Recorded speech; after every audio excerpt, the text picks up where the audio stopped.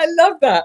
I love that my guests always dance as we It's come more of a into. mine was more of a bounce. I wasn't doing enough of a dance. I apologize. I just looked at myself and said, "That's not dancing, you clown." It's difficult to dance when you're sitting in a chair with a camera on and a microphone. Yeah, difficult to do a lot of things in that scenario. Indeed, but maybe we won't go there. Now, I have no idea whether we are live streaming I on don't think we LinkedIn. are. I don't think we are. No, we're not, which is really frustrating.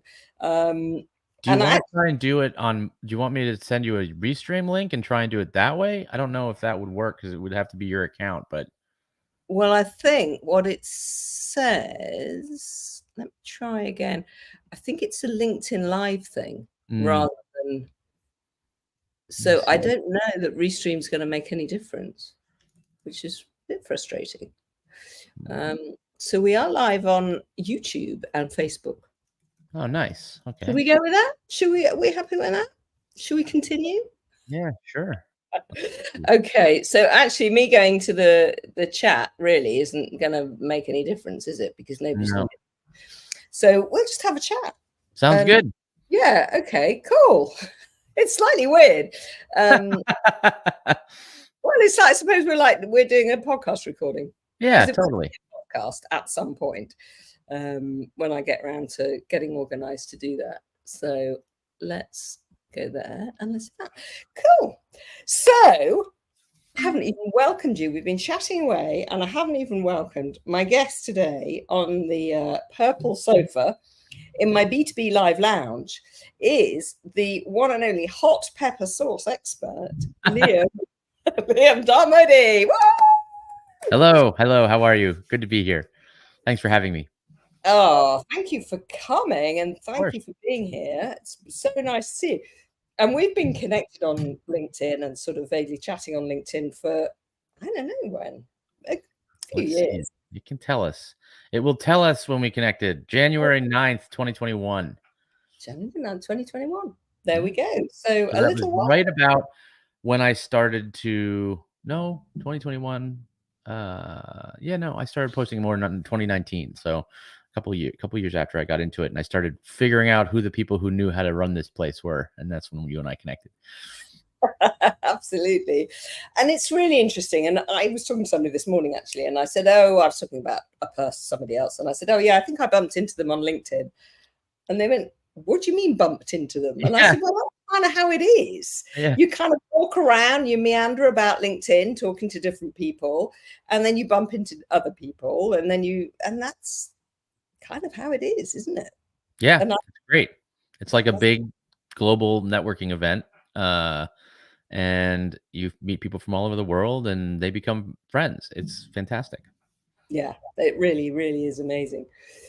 So, Liam, let's just talk a little bit about you've kind of changed the way that you work from more sales focused to now more branding focused. And we were just talking about this in the green room.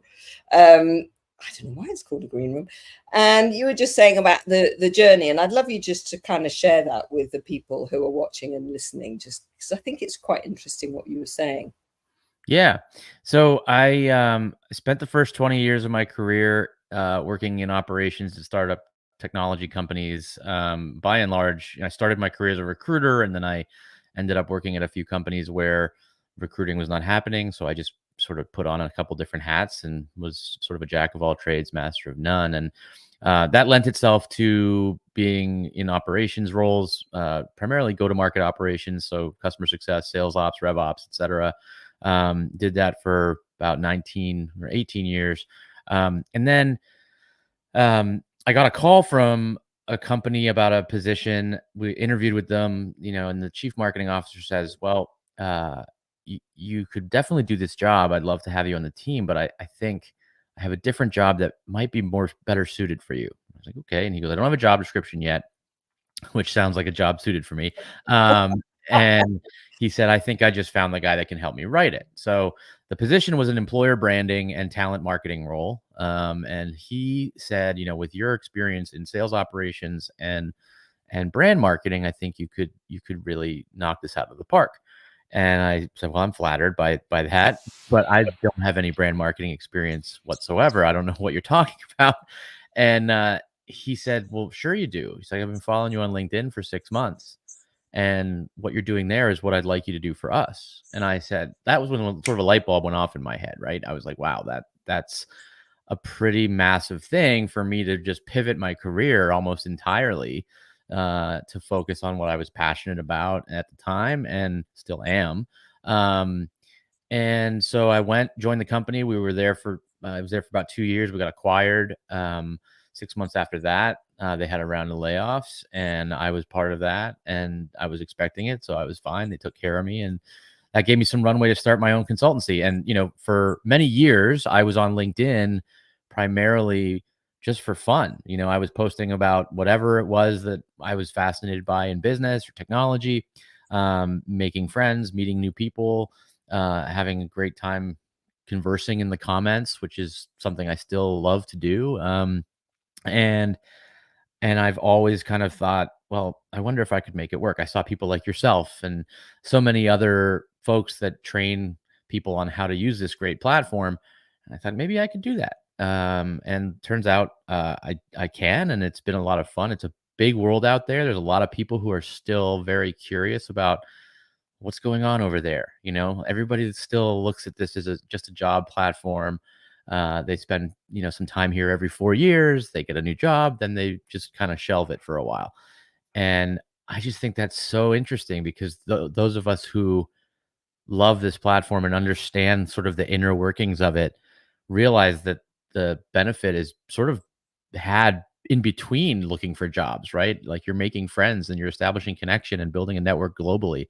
So all that is to say, I've been focusing on that since August of 2023, and it's been great. I'm having a blast. Brilliant. I love all of that story. It's fantastic. Thank you. And interestingly about, you got made redundant, but that was a positive. That turned into such a positive thing for you, or you turned it into a positive result for you. Yeah, I think, it's I was very fortunate, the company that I was with, uh they gave me enough money that I could go and start my own thing without necessarily having to worry too much about it. I was worried obviously, but like Yeah. I didn't have to worry about making money immediately. And that's a really important thing because when you're starting a business, the first 3 or 4 months, it's a big ramp up and it takes a lot of effort. It's anxiety inducing. And so it was a blessing in disguise because it definitely did force me to make a decision. Do I want to do this or not? And I think um, it's easy for us to aspire to do something, but because we have the golden handcuffs of, a steady paycheck every 2 weeks, or I think in the UK it's probably monthly, right? But you just it makes it a lot harder to take that leap. Um, and when a company gives you the option to just take the leap, or doesn't give you the option, you just sort of have to do it. Yeah. Yeah. Uh, Yeah. then it's a forcing function. And for me, because I'm so passionate about what we do, it was kind of a no brainer. And I'm very fortunate. My wife is supportive. She's full time employed at a company, so she's able to, she was able to sort of give me that opportunity to go and try something new. And it's been working. So I'm excited. Knock on wood. Great. Wonderful. I love that. And you were talking about the content that you put out on LinkedIn, and you were doing it for fun, but Hmm. that 6 months worth of content that your, future boss was watching and, reading Hmm. was basically what got you hired. Yeah, it was amazing. And it is that run up. It's not just about I need this now, so I'll post about it now. Yep. It's about that whole run up. And actually, I've rather stupidly, some may say, signed up to do a rather large cycle ride in September. Oh, Okay, nice. from Geneva to Milan in Wow. in 4 days, and I didn't even own a bike Hmm. until Yeah. last weekend. Well, not a proper bike. Yeah. So, but I've got to do a lot of training. to get, I can't just get, buy a bike and go cycling up mountains 90 miles a day for 4 days. It's training, and it's Of course. about putting in the effort Yeah, for sure. and being there. And I think it's the same on LinkedIn. If you've just got to be there and be Yep. present. And I love that you were doing it for fun, but it got you hired in this amazing new sort of career path for you. Yeah, it was a very serendipitous thing. And that's ultimately, you probably heard me say it. I say LinkedIn is not a social media platform. It's not just a job network. It's a serendipity manifestation engine. And if you put in time and effort and you contribute to the community here, you'll eventually have opportunity find its way to you. And sometimes that opportunity is an opportunity you want, and sometimes it's not. But it's better to have opportunities flowing your way than constantly having to go and find them, right? So I think that's one of the things that's so powerful about this platform is that it gives everybody the ability to have a little bit more control over their own destiny. And who wouldn't want that, you know? Yeah, 100%. And it's interesting you talk about control over the platform. And I always say to people, you do have control over what Mhm. you see in your feed because it's algorithm based. So what you do on the platform comes back at you. Yep. So, if you're going to spend all day sitting watching cat videos, that's what you're going to see. Yeah. But, you know, but if you hang out on LinkedIn with the people that you want to hang out with, the algorithm will read that. And that's what's going to happen. And people will know who you are and they'll hang out in your space because they like you and because they want to hang out in your space. That's right. So your content, let's carry on talking about content. What I love about your content, which is completely against all the rules of marketing and branding, is that every post is completely different from the one either side Mhm. in terms of style, in terms of language. Well, not language, it's always your language, but the kind of the things you talk about, the way you structure your post. It's a random kind of cacophony of interesting stuff. Yeah. And that, as I say, it kind of goes against all those rules that you were supposed to be consistent and have this brand presence. How do you get away with it, Liam? Um, well, I don't know. I mean, maybe if I was more consistent, I'd be making more money. Who knows? But I think brand consistency sort of it's in the eye of the beholder a little bit, right? For me, and I know some people say you should do nothing but post promotional content that's focused on the services that you deliver and the value that you bring to people, and I don't disagree with that necessarily, but I think that um, there is a lot more to me and to everybody than the services we provide, the resumes that we have. And I think that giving people the ability to get to know who I am and the things I'm passionate about will spark curiosity in them that makes them want to see, okay, well, what does Liam do? I really enjoy following this guy. Like he's got a lot of multivariate interests and he's always posting a valuable content that, I find useful. So they're going to look at what I do and they're going to see if it's something that they want to leverage. And so, I think you can absolutely um, post consistently about, the service that you provide, the role that you fill.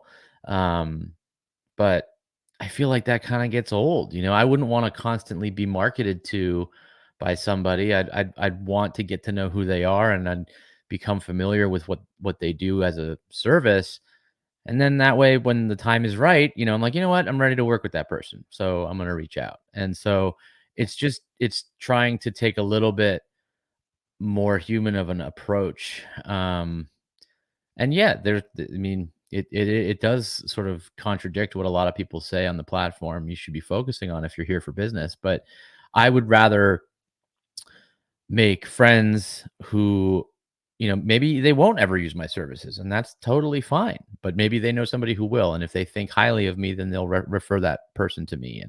And ultimately, I joke that my presence on LinkedIn, even though now I'm focused on driving income, um, I'm still just there to have fun, and I still am there to meet people. I am a wild extrovert and I grew up as an only child, and I joke that I'm making up for lost time because I just love talking to people and meeting new people. And so that's why I do what I do. Now, I do encourage people to come up with some consistency. So, for example, like I encourage folks to come up with 3 core content categories. And those buckets are essentially what kind of you pull from each of those buckets when you create a post. And so the first is like a skills bucket. And that's really talking about the things that you do for a living, the value that you deliver to people. You're talking to your target customer. These are your sales and marketing posts. They're the ones that are, intentionally focused on generating inbound leads. I post those on Mondays and I force myself. I say marketing Mondays are for marketing because I struggle with self promotion. So I have to force myself to do it. And then the second is fascination. So, what are the things that light you up? What are the things that really you could spend hours talking to somebody who's passionate about the same thing about, right? And for me, that's like innovation. I love artificial intelligence, technology, blockchain, startups, cryptocurrency stuff, like all these kinds of fascinations that I have. I like to share that with people. Because again, like everybody has their own passions. And if you post about your passion, you will attract people who have similar passion. And if those people have a personal brand, which everybody does, you'll end up being their coach of choice potentially. And then the third is what I call window into your world posts.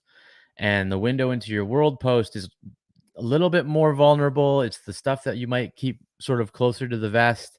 Maybe only your family and friends know these types of things about you. But they're the ones that really resonate with people because they are highly relatable and a lot of people don't feel comfortable being that vulnerable. So, when I post content about, my weight loss journey or things about me that, maybe aren't all that commonly known and they show a little bit of vulnerability, like the fact that I struggle with ADHD. Like these are all things that 5 years ago you never would have seen on LinkedIn because people are so terrified about what it would do to their job prospects. But it's a reality. And if it's your reality and you're giving people a window into your world, eventually they're going to want to come around the front door and that's where opportunity knocks, right? So that's kind of how I view it. And if you're consistent in that way, then at least you're not sort of way all over the place, right? I used to be like way all over the place. Now I'm kind of in those 3 buckets.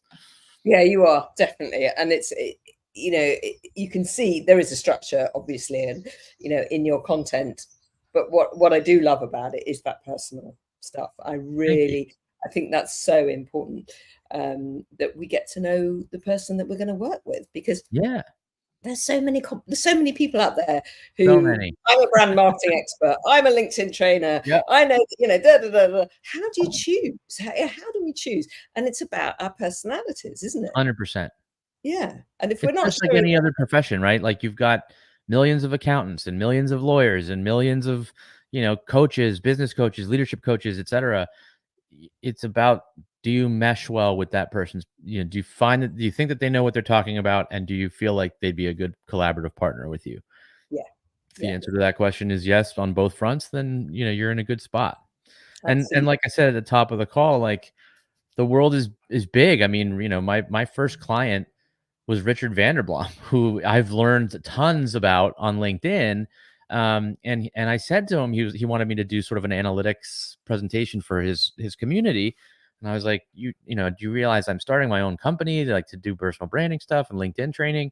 And he was like, yeah, that's fine. He's like, the world is massive. Like there's plenty Yeah. of business for us all. And I think that's one of the things that to me is so special about LinkedIn as well, is that you have this supportive network of people, like even your competitors are rooting for you, because rising tides lift all boats, right? And so I just think that that is another reason that I love spending time here. Yeah. And you are a really big supporter of Yeah. others. That's a big part of what you do. You talk about that in your profile, you talk about that in your content. And you do it because you want to do it and because Yeah. that's your nature, and that comes through, that shines through. You're not doing it for any other reason apart from that you want to do it. Yep. But you must see that that has helped you along your journey, the fact that you are so helpful towards others and that you support others. Yeah, I think, I believe in karma, and I believe in, you know paying things forward and just helping people out. I've always been that way. It's funny, I when I was in operations, I would often say to myself, should I be in customer service or should I be in customer success? And eventually ended up being in customer success. But um, there was, I was so passionate about helping either people. I mean, earlier in my career, I was asked to take over the human resources function at a startup company, and I was like, well, that's like me, like making sure the employees are happy, right? And helping them. And, our general counsel was like, yeah, more or less. I was like, it was not like I ended up having to execute a bunch of layoffs, and it was the most depressing thing I'd ever done. And so I've always just wanted to lift people up and help people out. It's in my nature. And so uh, I think that does help. People want to root for people that lift others up and help people move forward. So that really does benefit me, I think. And even if it doesn't benefit me in a monetary way, it definitely benefits me. It fills my cup. Yeah, And I've built a lot of fantastic relationships with people all over the world just because of that. absolutely. And I agree about you shouldn't do everything just for the sake of the Right. dollar at the end, of course. And the fact that it, as you say, fills your cup, it makes you happy, then that reflects right back out Yeah. to other people as well. And I get told all the time, oh, you're so cheerful, you're so energetic, and it's because the people that I'm with make Yeah. me feel like that. And I think Right. that's the same with you, being a extrovert in, in the biggest sense of the word. It's those other people that we feed on, you feed on, to make you feel good. So it's a kind of symbiotic relationship, isn't it? Yeah, absolutely. And that's community, right? At the end of the day, I think that's another key difference between how people like you and I view LinkedIn versus traditional or the average person. I think the average person doesn't think it's a community. They Yeah. just view it as a transactional place to find jobs and a place to sort of stay up to speed with the network that you've already built.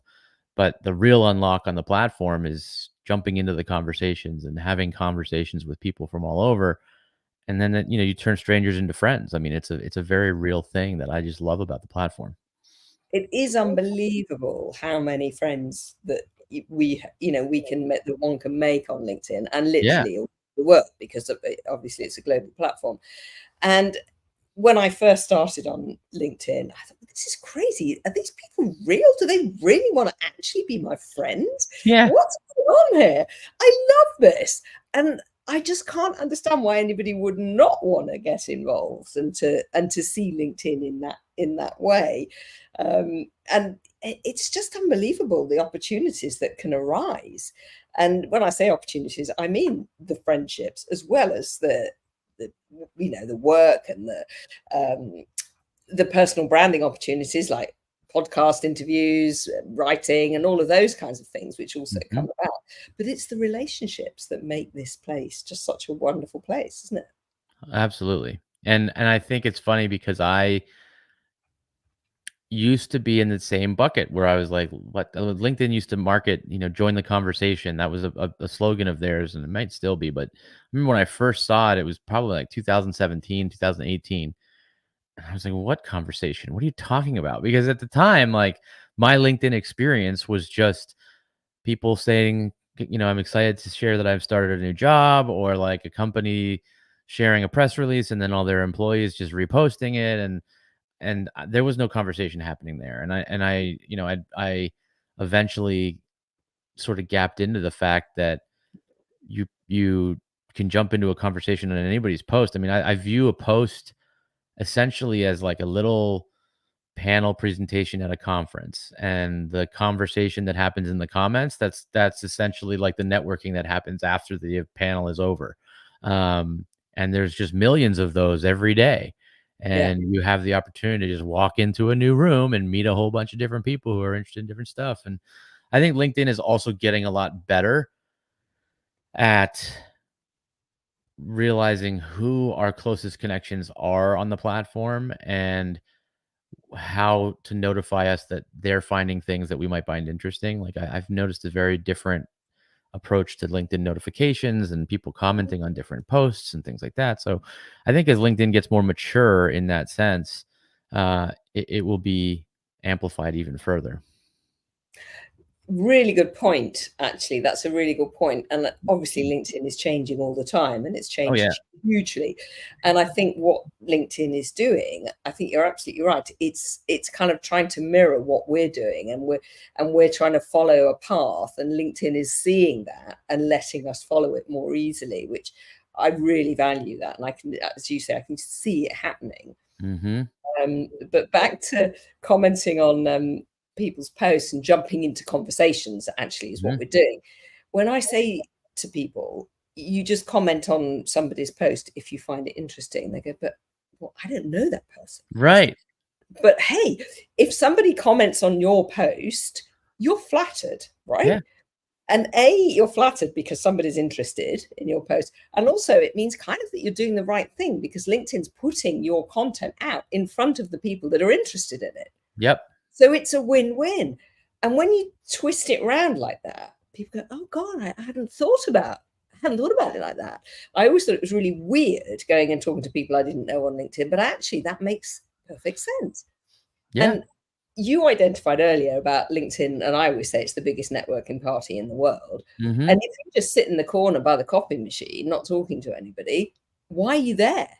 Yeah. Get out in that room and go and talk to people and say hello, shake their hands and tell them what you do and have a conversation about how they got there. Where do they live? Not, I want to sell to you. And Yep. that's exactly how LinkedIn is. Yeah. It's so interesting. I think that there's this stigma on LinkedIn because it is the oldest social network. If you think about it, I mean, it was around before Twitter, around before Facebook, and not necessarily in a social network capacity, but it's been around for so long, so that I think everybody's just conditioned to expect that this is just a place where you store your contacts and find jobs. They don't come here with the expectation that you should be sharing your personality on the platform or talking about stories that have impacted you. And I think LinkedIn is evolving into a personal reputation platform. And I think it's one that promotes authenticity. Now, there are obviously people that are wildly inauthentic on the platform. That's going to happen anywhere. But I think at the very root of it, I think what LinkedIn wants people to do is be themselves here and bring the personality that they would bring to their office to LinkedIn. And when you think of it through that lens, it's like, okay, well, what's the first question somebody asks you on a Monday morning? They ask you how the weekend was, right? They want to know. And you don't just say, "Oh, I'm not answering that question. This is a professional environment." You answer the question and you probably have something to relate to, and then they tell you about their weekend, and then you talk about your kids, and then you talk about what you ate and what restaurants you went to, and so that whole concept of like the professional and the personal cannot coexist is a very antiquated approach. And I think LinkedIn is having its moment in the sun now because people are starting to realize that. And when you show up on LinkedIn authentically, consistently, um, there's a liberating feeling that goes along with it. You feel free. I tell people to think about it sort of like a journal that they would feel comfortable sharing with family, friends, and colleagues. And so, don't go too far in any direction from a controversy standpoint, or talk too much about, inflammatory things. But as long as you're within those guideposts, you bring yourself to the platform, you share the knowledge that you have, you talk about what you find interesting and fascinating, and you post about your passion. People will find you and you will build new connections that add value to your life. And I don't know any other social platform that fills me with that feeling, right? To me, most other social platforms are a waste of my time. On LinkedIn, I view it as an investment of my time. And that's the core difference that I try and convey to people. Oh gosh, you're sharing so many nuggets of beautiful, wonderful information, Liam. This Thank is you. amazing. It's absolutely fantastic. And it's such a shame that this actually isn't going live on LinkedIn. But I will make sure that it gets out. Don't Okay. worry. Because I'm sure the comments would be going wild if we had people viewing. Which is it's so frustrating. But there we go. It's Yep, it technology. happens. This is what happens on live. You know, Yeah. you've just got to go with it, suck it and see, and this is what we get. Yep. Um, and I've just looked at the time, and we are actually at time. Oh, But yeah. Already. we've got more to talk about. Yeah. So, if you're okay to hang Yeah, fire, yeah, I'm good till 11. brilliant, brilliant, brilliant. So, talking about what we're eating, what are you doing at the weekend? What did you have for dinner? We cannot have a conversation with Leah without talking about hot sauce. And what I love about this is you've become kind of synonymous with, you know, with hot sauce. And I love that. And you've made it your kind of, you've owned this kind of corner of the world. So tell us, what's the best hot sauce? So my favorite hot sauce is from a company in Chattanooga, Tennessee called Hoff and Pepper. It's a husband and wife team. And I discovered them probably 10 years ago. I buy their hot sauce by the half gallon. That's how good it is. And Whoa. they make it all in batch. It's, craft hot sauce, I guess you could say. It's not mass distributed or mass produced. And it's just really high quality ingredients and really, really flavorful. And to your point about sort of owning that thing, I mean, I just, when you talk about things that you're passionate about and things that fascinate you and things you enjoy, people really respond well to that because they are getting to see a part of your life that maybe they wouldn't see otherwise. And you're inviting them in to enjoy something that you're passionate about. And so, I have people that randomly send me hot sauces. I have people that tag me in posts about hot sauces, and that is a perfect example of your personal brand at work, right? Because your personal brand is largely defined as kind of what people say and think about you when you're not in the room. And if people are tagging you on things in LinkedIn because they know that you will like that thing, then that means that they're thinking about you when you're not even there. And that's how your personal brand should work for you. So it's one of the reasons that I'm so passionate about encouraging people to build that brand because it creates so much more opportunity and potential for opportunity when you do that. Let people Yeah. into who you are and what you love. Yeah, it absolutely does, 100%.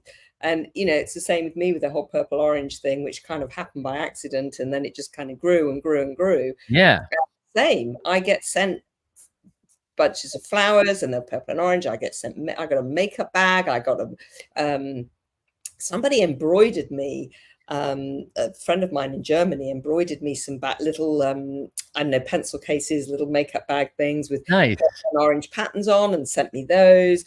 And even my friends, so it was my birthday on the 1st of this month, and Happy every single birthday.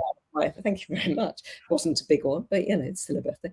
Every single one of my presents was either purple and or orange. Nice. Every single one, even just tiny little notebooks or a pen or, you know, Yep. and personal brand message is so important. Yeah. It's really, really important. Yeah. And I So, think some people struggle with it because they feel like I'm a human, I'm not a brand. Like the term personal brand is off-putting for some people. I don't even know if I love it that much, but it's honestly just it's what a lot of people think about and it's a hot topic right now. And so people don't realize I think that they already have it, right? Your personal brand and your reputation are essentially synonymous. I think the question is, are you actively managing your reputation? And if you're actively managing your reputation, then you are developing more of a personal brand and you are sort of becoming more of an entity than just sort of the work experience that you have. Um, and I think that's important. I think that a lot of people, if you ask them, how do you show up when you're sitting at the airport and you're just next to a stranger waiting for a plane, you'll talk to that stranger. right? Like you'll have a conversation, you'll ask them about their life, they'll ask you about their life. You're killing time and you're meeting somebody new, and maybe you'll never talk to that person ever again, but you're still friendly with them and you're still sharing your story with them.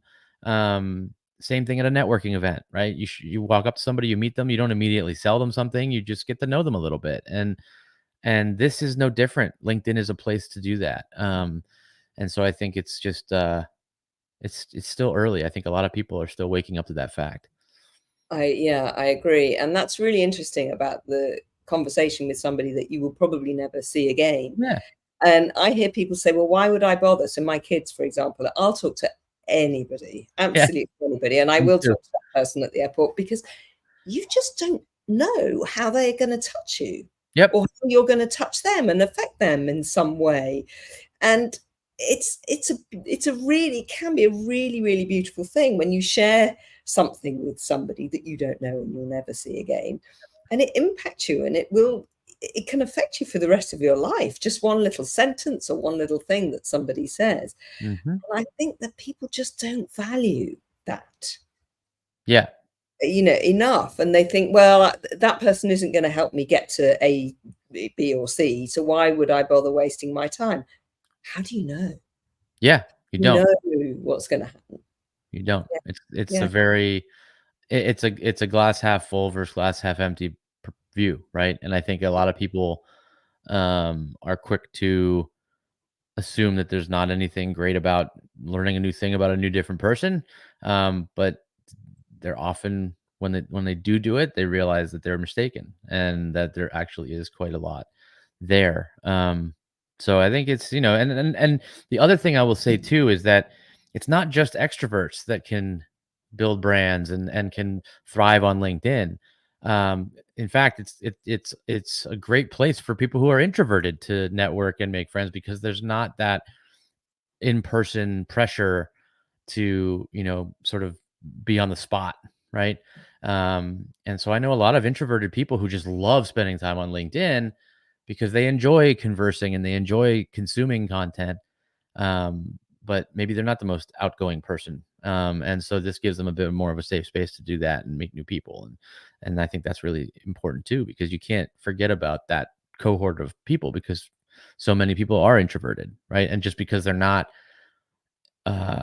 flamboyant or loud or the center of the room when they're in a room doesn't mean that they don't have a tremendous amount of value to add.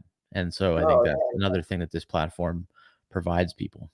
yeah, and actually it's really interesting because a lot of my clients are introverts, Hmm. which is really weird in a Yeah. way because I'm not at all an introvert, but there seems to be, and I think it's a LinkedIn thing. There's a way that they can express themselves, and I think when I see a conversation with extroverts, it's very fast, Yeah.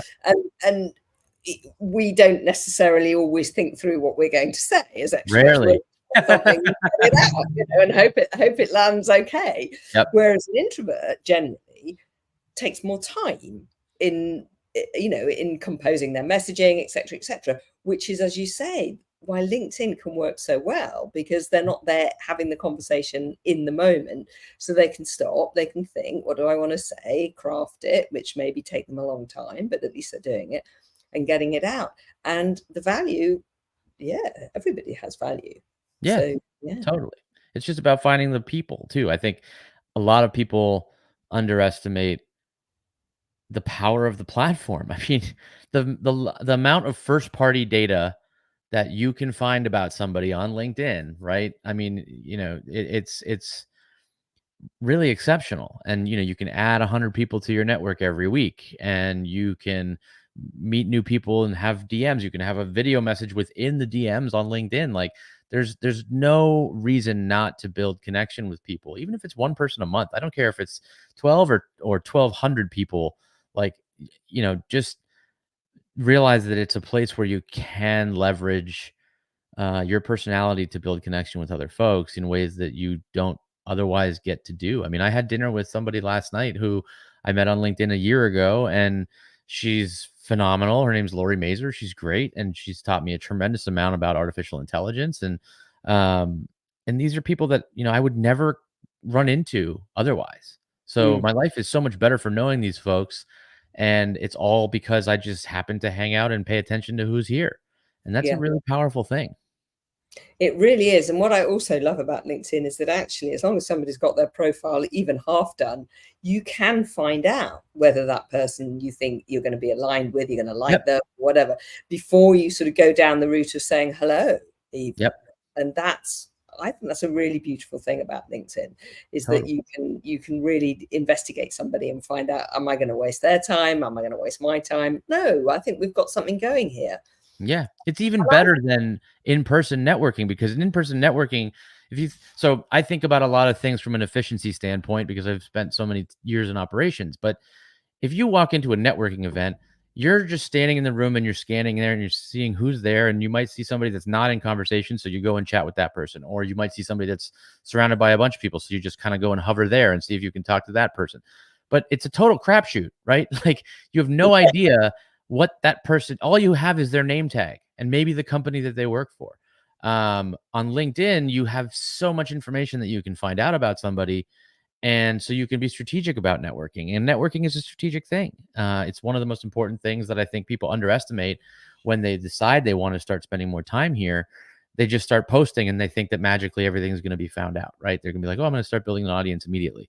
And in actuality, that's only, I mean, that's the easy part, right? The place that I encourage most people to spend time is in the comments and finding people who align with them, either professionally, personally, or both, and getting to know people that way. And that's when you really unlock the power of the platform. And I want to also add, like, if you think about how other platforms are trying to approach the authentication of your identity, right? Like Facebook charges $15 a month to prove that you're a real human. X charges $8 a month to have, that plus your verified badge. And LinkedIn is just like, free. Here you go. Tell Yeah. us who you are. We want you to be authentic. We want you to be real. We'll cover the cost of, vetting it through the various providers that they work with. And I think that authenticity component is really, really powerful, because it's real people having real conversations and real connection. Yeah, absolutely, 100%. Oh my God, this is amazing. Mm. I'm loving this conversation. Yeah. And the other thing, you can see what everybody's been doing. You can go and look at all their comments. You can go and see who they're talking to. And Yep. that transparency is just wonderful. And you don't Yep. get that anywhere else. Nope. It's very unique. Yeah, it is. I am aware of the time. And I've got one more question. Okay, shoot. One more question, Liam. So we've got people listening. We've got people watching, hopefully, on YouTube, and they will listen to the replay. And when this comes out as a podcast, they will be listening to the podcast. So for those people, can you give three takeaway tips that they can action and do straight away? Yeah. So only three. Okay.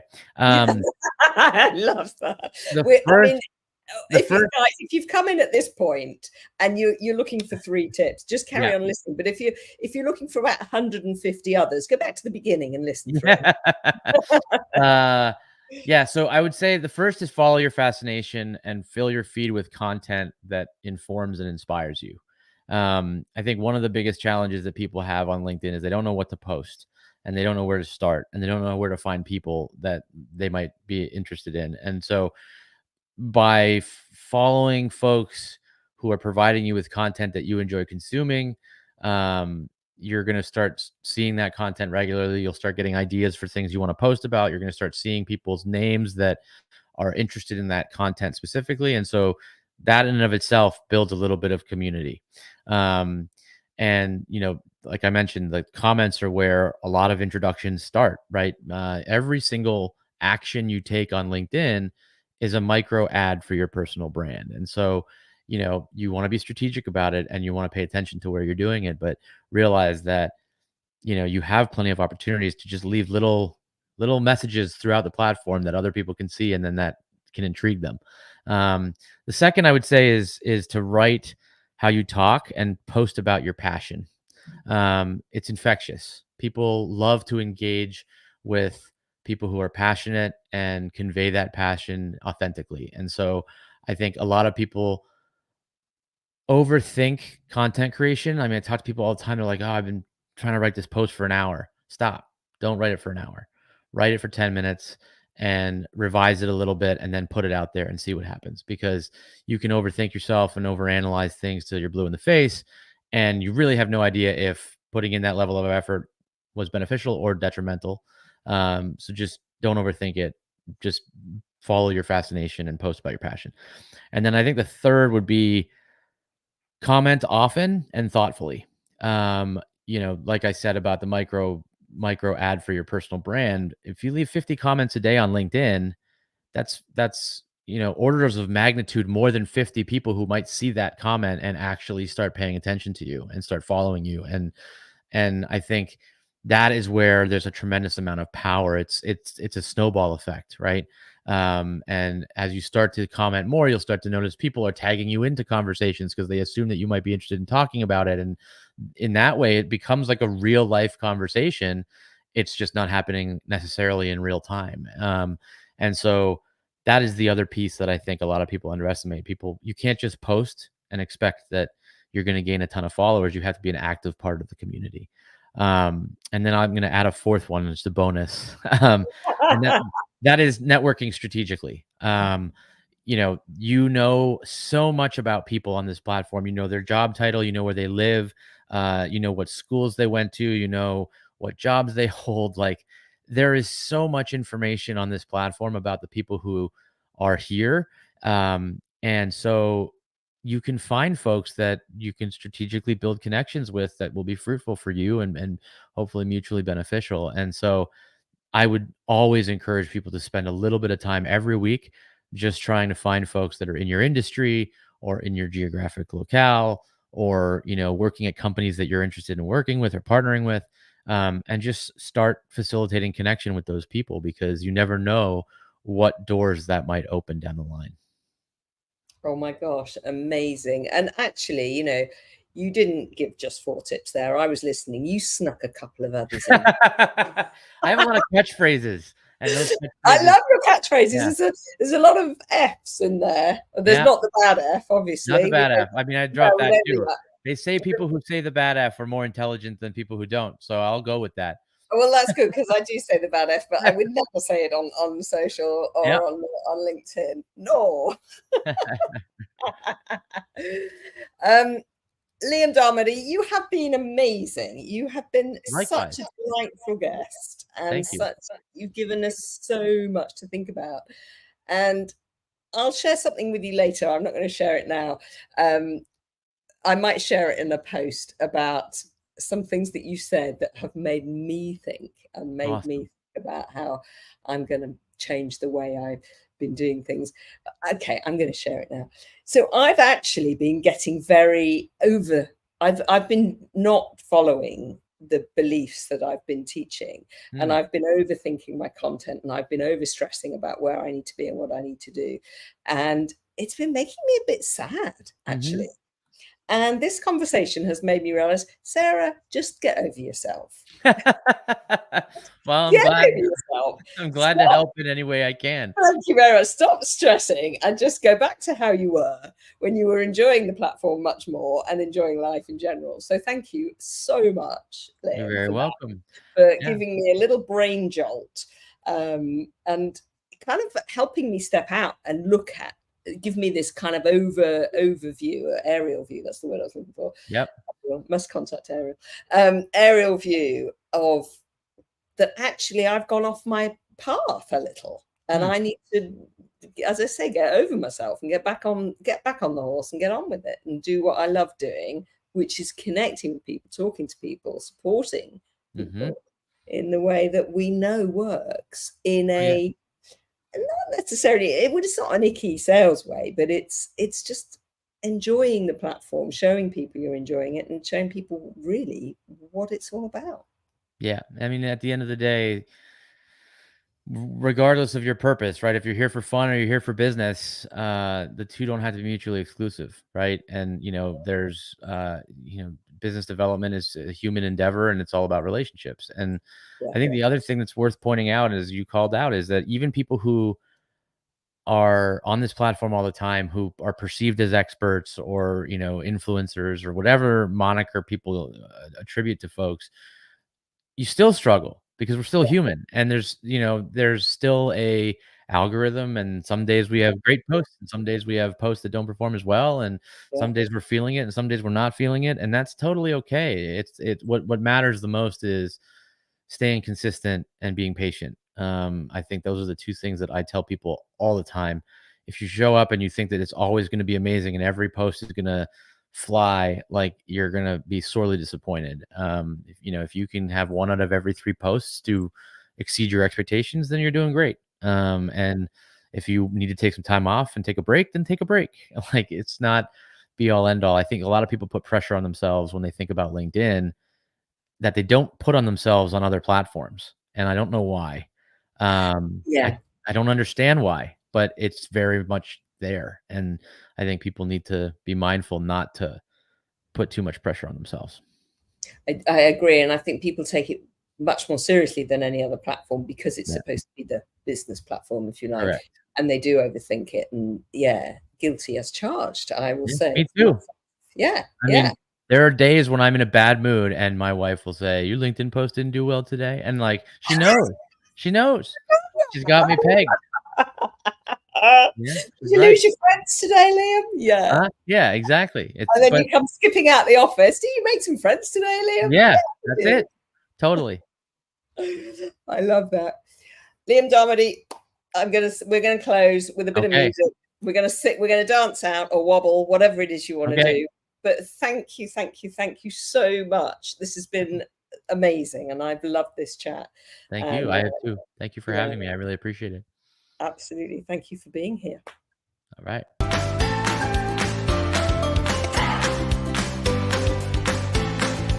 A little more dancey.